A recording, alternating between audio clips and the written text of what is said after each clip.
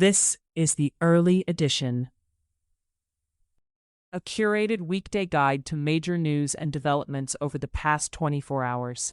Curated by Lizzie Jennings and read by an automated voice.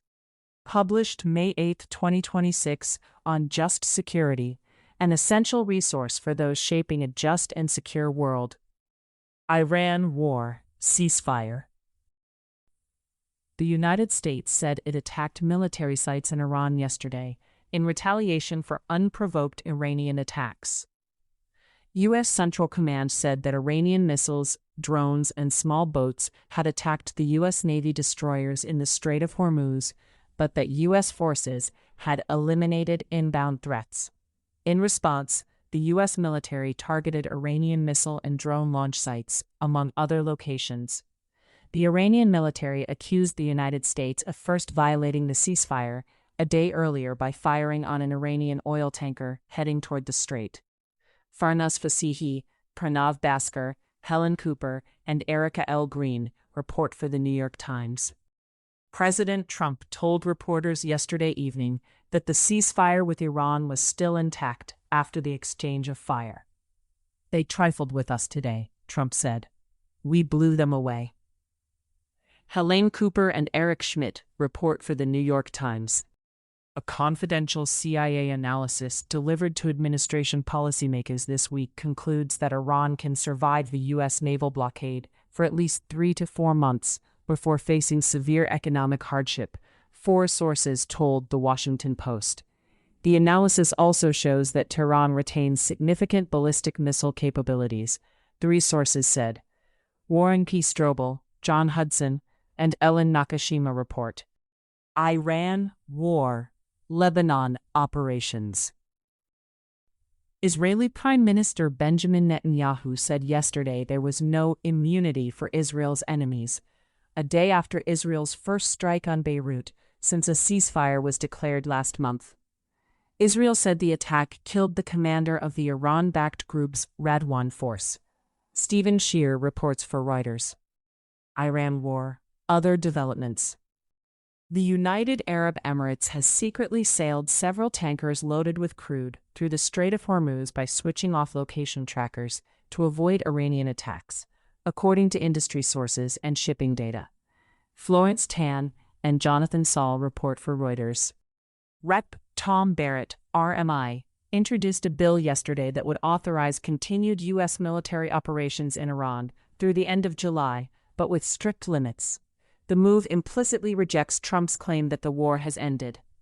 Barrett said the legislation was an effort to give Congress a say in the ongoing conflict. Robert Jemison reports for the New York Times. German intelligence officials believe the war with Iran has increased the risk of Iranian-linked hybrid attacks and domestic terrorism, including plots against Jewish and Israeli targets, 5 sources said. However, German Chancellor Friedrich Merz and Interior Minister Alexander Dobrindt have publicly downplayed the threat as largely hypothetical, creating tension between security agencies and the government over how serious the danger is and how openly it should be communicated. Jim Tankersley, Philip Kaleda, and Christopher F. Schutze report for the New York Times. The Trump administration has approved sales of thousands of air defense interceptor missiles and related services valued at $17 billion to Kuwait, the United Arab Emirates, and Bahrain, according to State Department and congressional officials. The State Department gave formal notification of the sales to Congress last Friday, but it did not announce them in public statements, as with other arms sales to Israel and Gulf Arab nations that it authorized that day, under an emergency provision. Edward Wong reports for the New York Times. Other global developments. Al-Qaeda-linked insurgents attacked 2 villages in central Mali on Wednesday night, killing around 50 people, including members of pro-government self-defense forces and civilians, 3 sources told Reuters yesterday. During a press conference in Bamako on Wednesday, Malian Army Commander Jibrila Maiga said insurgents were attempting to reorganize after the strikes, which killed the defense minister and drove Russian troops aligned with Mali's leaders from the strategic northern town of Kidal last month. UK Prime Minister Keir Starmer's governing Labour Party suffered big losses, and the hard-right party Reform UK made major gains in local elections, according to partial results this morning. With about a quarter of the votes counted, Starmer said he took responsibility for the very tough results, but would not resign. Jill Lawless reports for AP News. U.S. Foreign Affairs. Trump yesterday hosted a meeting with Brazilian President Luiz Inácio Lula da Silva at the White House, during which they discussed many topics, including trade, according to Trump's post on social media. The two leaders did not make the scheduled joint appearance before reporters, though Lula later offered a generally positive but vague view of the meeting. Adam B. Ellick reports for the New York Times. The State Department yesterday announced that it would review the 53 Mexican consulates in the United States, following claims circulating in conservative media in recent months that Mexican consulates interfere in U.S. politics and encourage mass migration to the United States. The State Department did not elaborate on what the review would entail, but said it could lead to the closure of Mexican consulates. Jack Nickas reports for the New York Times. Secretary of State Marco Rubio yesterday met privately with Pope Leo XIV in the Vatican. According to the State Department, the pair discussed the situation in the Middle East and topics of mutual interest in the Western Hemisphere. State Department spokesperson Tommy Pigott added that the meeting underscored the strong relationship between the Vatican and Washington, as well as their shared commitment to promoting peace and human dignity. Motoko Rich reports for the New York Times. Anthony Faiola, Stefano Petrelli, and Adam Taylor report for the Washington Post. Rubio yesterday announced new sanctions on Cuba's military-industrial enterprise, its leader, and a state-owned natural resources company. Rubio imposed the sanction under Trump's May 1 executive order, targeting those responsible for repression in Cuba and for threats to United States national security and foreign policy. Mark Caputo reports for Axios. World Health Organization Director General Tedros Adhanom Ghebreyesus said yesterday he hoped the outbreak of the hantavirus would prompt the Trump administration to reconsider its decision to leave the WHO, and that it would see how important universality is for health security.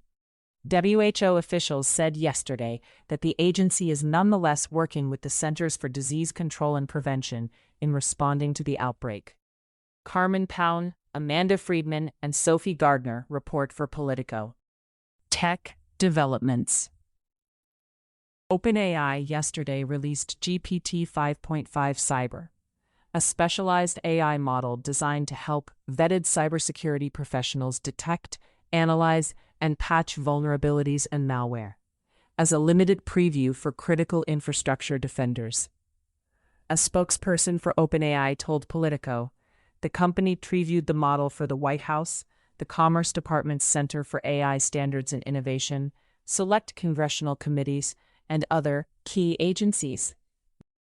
Emil Michael, the Pentagon's chief technology officer, said yesterday that there is no resolution between Anthropic and the Pentagon coming anytime soon, despite new agreements with other AI companies. Ashley Gold reports for Axios. U.S. Immigration developments. The Trump administration is considering declaring an unforeseen emergency in South Africa to significantly expand refugee admissions for Afrikaners, potentially more than doubling the number of white South Africans allowed into the United States, according to sources and documents obtained by the New York Times. Zolan Kano-Youngs, Hamed Al-Ayaziz, and Miriam Jordan report. Florida is in talks with the Trump administration to shut down the high-profile immigration detention center that opened last summer, known as Alligator Alcatraz, according to a federal official, a former ICE official, and another source. The talks are preliminary, but officials at the Department of Homeland Security have concluded that it is too expensive to keep operating the center. Florida Governor Ron DeSantis's administration has been spending $1 million a day to run it. Patricia Mazzei and Hamed Al-Aziz report for the New York Times. ICE is shifting strategy toward buying fully built, ready-to-operate immigration detention facilities from major private prison operators, CoreCivic and Geo Group, after local opposition and legal challenges stalled its plan to rapidly convert warehouses into large detention centers, according to executive statements. Brittany Gibson reports for Axios. The Trump administration's immigration enforcement operation in Minnesota, earlier this year, dramatically slowed other federal investigations and prosecutions into an array of serious crimes, a Reuters review of federal court records found. U.S. domestic developments. A major cyber attack on the Canvas education platform caused it to go offline yesterday, disrupting access for thousands of schools and universities during exam season.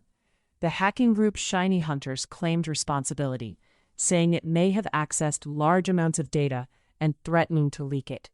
Heather Hollingsworth reports for AP News.